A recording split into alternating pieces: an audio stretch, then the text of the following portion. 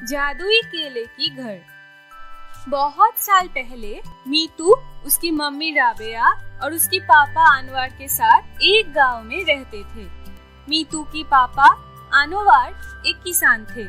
वह खेत पर काम करते थे और उसकी माँ राबेया एक गृहिणी थी जो घर की काम करती थी। मीतू बहुत ही अक्लमंद और दयालु लड़की थी। वह सबके साथ अच्छे से रहती थी, बड़ों की इज्जत करती थी।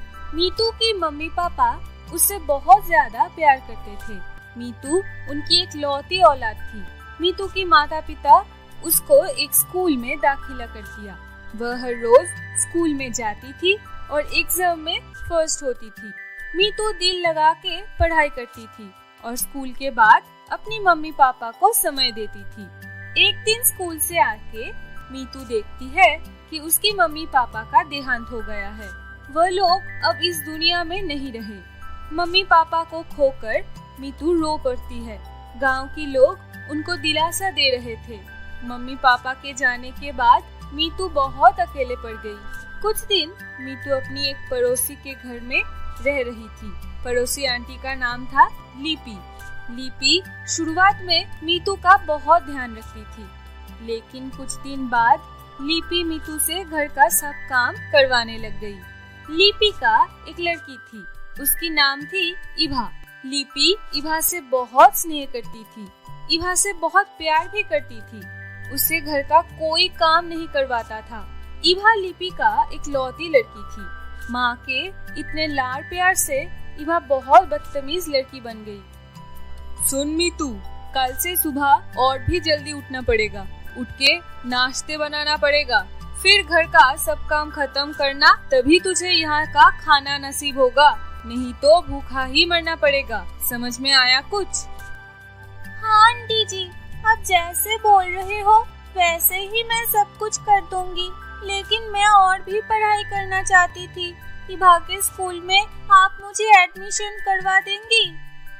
इतना पढ़ लिख के क्या करेगी तू? डॉक्टर इंजीनियर तो बन नहीं पाएगी। चुपचाप से घर का काम में ध्यान दे और ऐसे बहस मत कर। मीतू चुपचाप से अपने घर में चली जाती है और घर में आके रो पड़ती है। उसको पता था कि रो के कुछ नहीं मिलेगा, घर का काम उसको करना ही पड़ेगा। वह उसकी माँ की फोटो के सामने खड़े होके रोते रोते कहने लगी, माँ, तुम क्यों मुझे छोड़ के चली गई? तुम देख रही हो कैसे लिपि आंटी मुझे सता रही है, मुझसे घर का सारा काम करवाती है और उसके बाद भी मुझे फेंका हुआ और बासी रोटी देती है। ये सब बोल के मीतू रोते रोते सो गई और वो समझ नहीं पाया कि कब रात हो गई। रात में जब लिपि उसके घर में आए, उसे सोता हुआ देख गुस्से में आ जाती है और कहती है, क्या हुआ, सो क्यों रही है? जल्दी उठ के खाना बना, नहीं तो तुझे आज खाना नहीं मिलेगा। क्या बोला, समझ में आया? इतना बोल के लिपि वहाँ से चली जाती है।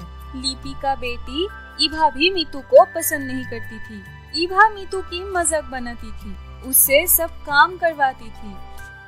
सुन मीतू, आज से मेरा सारा होमवर्क तू ही करेगी और मेरा घर भी तू ही साफ करेगी, नहीं तो मम्मी से झूठ बोल के तुझे पिटवाऊंगी। मीतू लिपि और इभा से बहुत डरती थी। वह उन लोगों की डर से सब काम समय से कर देती थी। एक दिन मीतू बहुत बीमार पड़ गई। तब वह लिपि से कहती है, आंटी, मुझे बुखार है, आप मेरे लिए थोड़ा दवा लेके आओगी? मुझे सब पता है, तू इतना सा भी बीमार नहीं है। नाटक कर रही है मेरे साथ। काम ना करने का बहाना है ये तेरा। चुपचाप से घर का सब काम कर लो, नहीं तो मैं तुम्हें घर से निकाल दूंगी।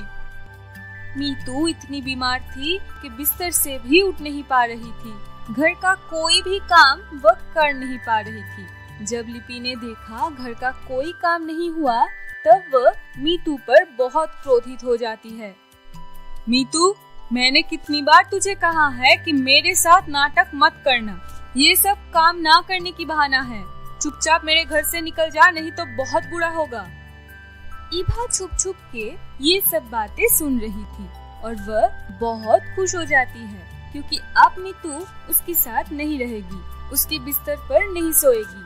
मीतू उसकी बैग लेकर घर से निकल जाती है। चलते चलते वह जंगल आ जाती है। जंगल में आके मीतू एक कोने में खड़ी होके सोच रही थी कि अब वह क्या करेगी, क्योंकि उसके पास रहने के लिए कोई जगह नहीं था। वह उस जंगल की एक किनारे में रहने की बंदोबस्त कर लिया। लेकिन जब रात हुआ तब उसको डर लगने लगा। वह जोर जोर से रोने लगी। तभी मीतू एक आवाज सुनती है। आवाज सुन के मीतू और भी डर जाती है। आवाज सुन के वह इधर उधर देखती है, लेकिन किसी को देख नहीं पाए। तब वह देखती है एक केले की पेड़ से आवाज आ रही थी। मीतू, मैं एक केले का पेड़ हूँ।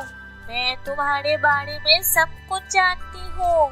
लिपि तुम्हें कितनी सताती थी।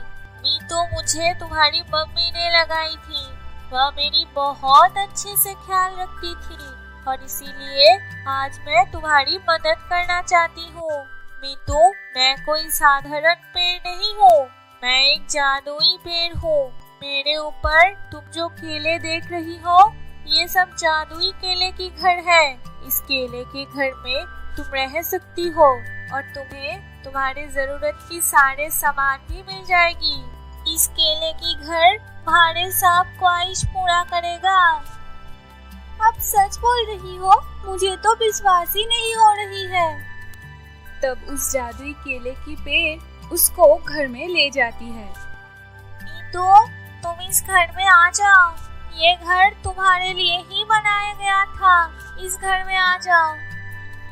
मीतू उसके सामान लेके केले के पेड़ के अंदर चली जाती है। उस घर के अंदर जाके वो देखती है कि वह घर बहुत ही सुंदर और बड़ी थी। केले के पेड़ का घर देख के मीतू बहुत खुश हो जाती है और वहाँ रहने लगती है। जब मीतू को भूख लगती थी तब जादुई केले की पेड़ उसको बहुत स्वादिष्ट खाना खाने को देती थी।